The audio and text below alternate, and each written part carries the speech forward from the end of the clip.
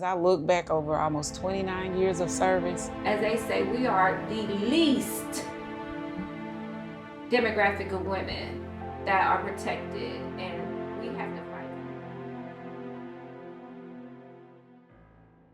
So, what first inspired you to serve in the military, and how has that calling shaped your values and outlook on life? And why did you?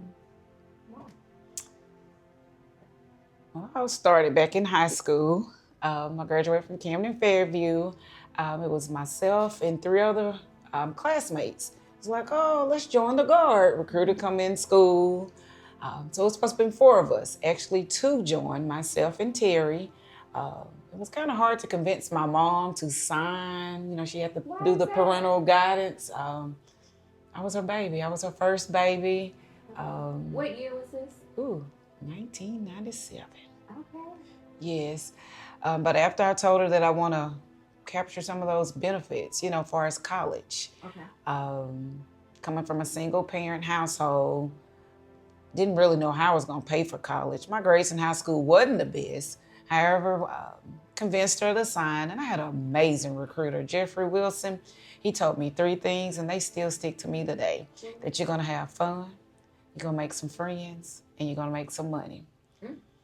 I hear a lot of stories that people talk about the recruiters lying, saying, oh, you're going to get this big bonus, you don't have to deploy, you don't have to do any of that. But as I look back over almost 29 years of service, made some money, made friends, and had fun. So the biggest thing, it hasn't always been peaches and cream, but I digress, and I persevered, and I'm still standing. Can you tell me about some of the, not issues, but some of the trials that you may have had that helped make you a better you? For one, in spite of the storm. For one, I joined as a 92 Yankee. That's a unit supply specialist. That's my first MOS. I was a 92 Alpha, but back then it's 76 Papa. Okay. Enjoyed that MOS. Had friends, but my platoon sergeant, Sergeant Martin, he saw something in me. He was like, we was in a signal company. He was like, I need for you to go reclass to join 31 Romeo. I was like, I don't want to do that. I don't want to leave my friends. What's that 31 Romeo? It was a signal transmission operator, but now it's 25 Bravo, I believe now. Again, I didn't want to leave, but he was like, I had to. So I did the reclass. They had it local, about 50 miles in Little Rock from station outside of Pine Bluff. Did that like 6 months commute. Instead of going to drill in Pine Bluff, I traveled to Little Rock, away from my friends. However, I still wanted to be with my friends, so after my training, I would drive back to hang out with them, barbecue, do that kind of stuff. One thing that I am grateful for Sergeant Martin pushing me, because I immediately got my E5 shortly after. Okay. And then 18 months later, after that, I made staff sergeant. Oh, wow. You were fast tracking. During that time. Yes. So this is where it gets a kind of little curvy. So once I made E6, I stayed that rank for 16 years. 16 years. In the Guard, things a little different, especially for my state. Everybody didn't get the schools. You tell them you want to go to school, but you get looked over. But during that time frame, I'm a dual status technician. So I serve Monday through Friday as a federal employee wearing the uniform, and then on the 1 weekend a month, I drill. So some of the things were like, oh, you can't go to school because it is going to interfere with your tech job, meaning it's not compatible. But it shouldn't be. Yes, because if I worked at Walmart as a CEO, it shouldn't matter what I do on 1 weekend a month. Correct. 16 long years. However, doing the meal tech job, I serve as a guidance counselor. So for the state, I'm advising all the service members about the education benefits, how to pay for college, share scholarships with them and their parents on that part. So doing that job, I guess it kept me grounded. I love helping people, sharing, let them know, hey, this is what you can do if you do this. If you're going to serve 6 years in the Guard, you might as well at least get an associate's degree. Get something out of that because Uncle Sam is getting something out of you. So you made the Guard work for you, and Yes. not you work for the Guard. Yes, ma'am. So in that office, I pursued my degree. Got my associate's degree, a bachelor's, and a master's degree, all through the Guard. Encouraged my husband, you might as well get your degree. My peers alike. So that's one thing I really love. But even staying 16 years in that MOS or with that same rank, it made me a better person. So many people would have given up, but I just stayed the course because I stayed true to what I believe in. Okay. So what drew you to Alpha Kappa sorority? And how has your membership influenced your personal mission of service? I have an uncle that was Greek. Other than that, nobody else, the females, nobody. It was a church member. Guess she saw something in me, and if that makes sense, just introduced me to something I haven't seen before. She asked the question. I was like, for real or whatever. I said, I'm in the military, because we do know that some barriers right there. Correct. On that part. And she was like, oh, yes, and invited me to different events and different stuff. And here we are, if that makes sense. But so even though she saw something in you, you accepted the invitation? The sisterhood. Being the oldest, I don't have any sisters. Community involvement. I'm big on giving back in the community, whether it's with my Girl Scouts or assisting my daughter with the college boxes for freshmen on campus. Just the impact for us in the community. Okay. So community impact. And we talked about how service to all mankind with Alpha Kappa sorority and the military, we already talked about how they intersected when you worked with the Girl Scouts and the Shreveport ROTC high school soldiers presenting of the arms. How did that make you feel? Like, I know even when we were back there and I was watching everybody and we were helping the girls and some of them were nervous, but that has to pull on your heartstrings to know that these young ladies are looking at you. They're looking at you as a master sergeant. They're looking at the other ladies as a lieutenant colonel, as the full bird colonel. They're looking at you and they can see what they can achieve and that they too can achieve that. How did that make you feel? It was a sight to see. It's kind of like I saw a younger me, or my process is, even now, be the person you needed when you were younger, if that makes sense. Yes. There wasn't a lot of people that I could actually look up, besides my mom and some close, church members, but the culture has changed. These young people seeing a lot of things that we didn't even experience. Social media, bullying, just all types of stuff like that they have to endure. So anytime I'm around somebody that I can just uplift, encourage, and motivate, I try to do my best. So how has your military service and your work with AKA strengthened each other or complemented you? I think my readiness, as far as the military getting ready to go to the field, you have to be prepared. Like, if we out in the field for a week or 2 weeks, being prepared, making sure you have all your essentials and snacks, being able to lug it out. Now that we come to conferences and even with my chapter, they can rely on me, or we sitting in there, oh, I need a Band-Aid, I need an aspirin. I mean, I'm digging in my backpack. Because you have it. I have it. Because we had to have it, right? We had to be ready at 2 o'clock in the morning with our A and B bags packed in the rucksack, ready to go at any given time. Yes, ma'am. And I still get praises. One lady was like, or one of my sorors, she was like, oh, Trichell has everything. So, and it's like, I can know you hungry. Not so much hungry, but I'll be Right. like, hey, here you go. And they was like, oh gosh, That I you needed need- that. They needed something. Whether it's a bottle of water or anything, just being prepared and taking care of others. Okay.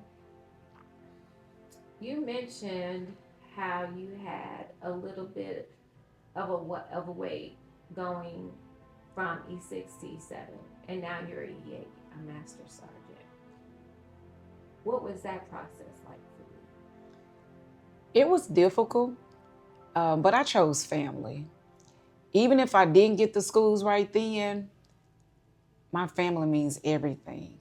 Mm-hmm. And that played a major role into, I know that we're super close now to where for the ones that was getting to schools or thought they was getting ahead, not all of them, but a lot of them, their life's changed. Kids don't talk to them. Divorce, several marriages. I chose family. And I'm glad. At first, it was like, I'm getting overlooked, delayed, denied. But that was all God's timing. So when I actually made E7, I was excited and nervous.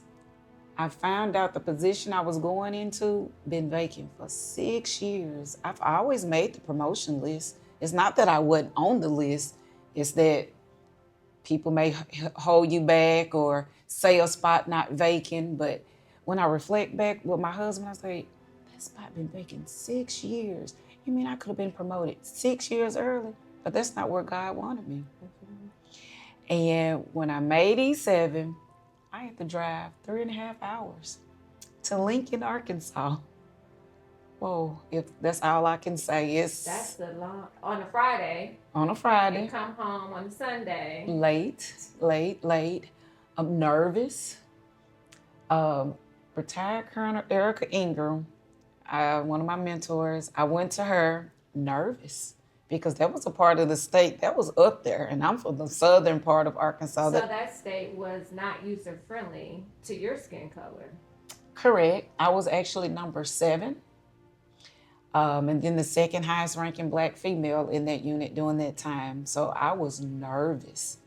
And one thing about retired Colonel Erica Ingram, when she cocked that head to the side, and she was like, you're going to be fine. You're going to take that position, and you're going to make the most of it. Do what you got to do, get in and get out. Mm-hmm. Fast tracking. Went up there, made a major impact. One of the young ladies that was in another section, she found out I was in a sorority. We exchanged numbers, and then like a year later, she reached out to me. I did a letter for her. I actually got a chance to pin her. So, and she's actually at the conference here today or this weekend. Then towards the end, it got a little rocky with some things that took place. And I was like, I want to transfer. I did my 12 months, but I was actually there 22 months. I was like, I can leave. So I requested a transfer. Nervous, going back, was told, you going back to an E6 position, not getting promoted, but I was going to sit one grade over. Mm-hmm. And the lady told me, oh, they can take your rank. I was like, no, they can't take my rank. I'm choosing peace. Mm-hmm. Actually going on the range, I got a text message saying, congratulations, Master Sergeant, you made the list. Mm-hmm. And I was like, can you send me the email? It's one thing somebody texts you, but I want to see it in black and white. The Senior Enlisted Council met, and I was getting promoted to Master Sergeant, effective like 12 days later, actually 3 years and 6 days after I pinned E7. Mm-hmm. So let's rewind. I told you I sat at an E6 for 16 years, got my E7, 3 years and 6 days later, I pinned on Master Sergeant. Mm. God's timing. It's all in God's timing. Oh, wow. And how inspiring is that to know that a young lady watched you from afar within, right? Mm-hmm. Watched you enough to want to take that next step and follow in your footsteps in the sorority. That had to have a great impact on you. Of course, I cried. Look, I'm a big baby sometimes, but you know, tears are just tears. Hey, happy And tears. tears of joy. Yes.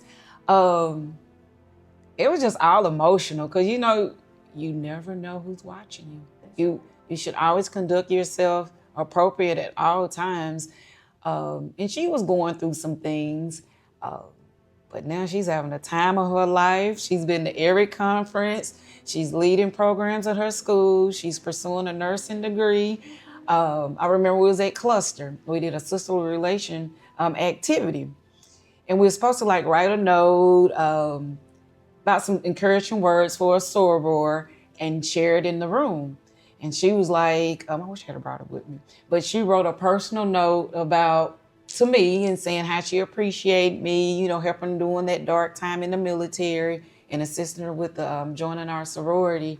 And she just wanted to give me my flowers while I was living. And there we go, hugging and crying. I promise you, breathtaking. I'll do it all over again. It just... And see, maybe you were delayed 16 years because God knew she needed you for such a time as that. Yes, ma'am.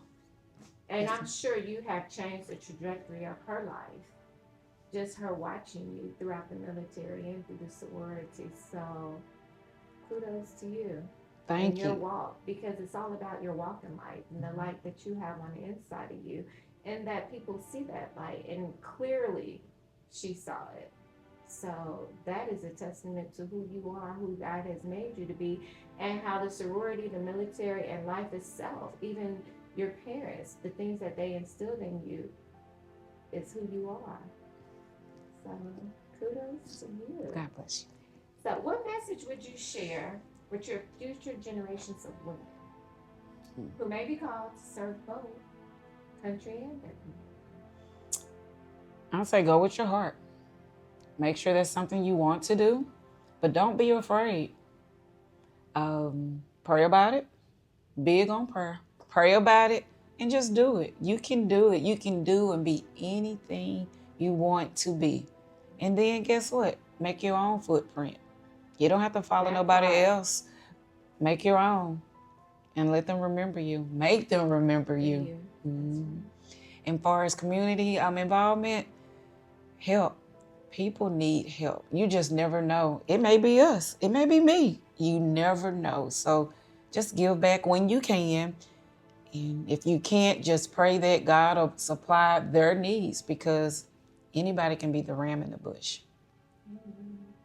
Thank you so much for your time. I'm trying to keep my emotions in. I know. But thank you. But it's great to see us, right? Because as they say, we are the least demographic of women that are protected, and we have to fight for each other. But to see the excellence in all of us, and then to see it be on display through the military and through our sorority is a little different, and it's a little special. So I thank you for your service.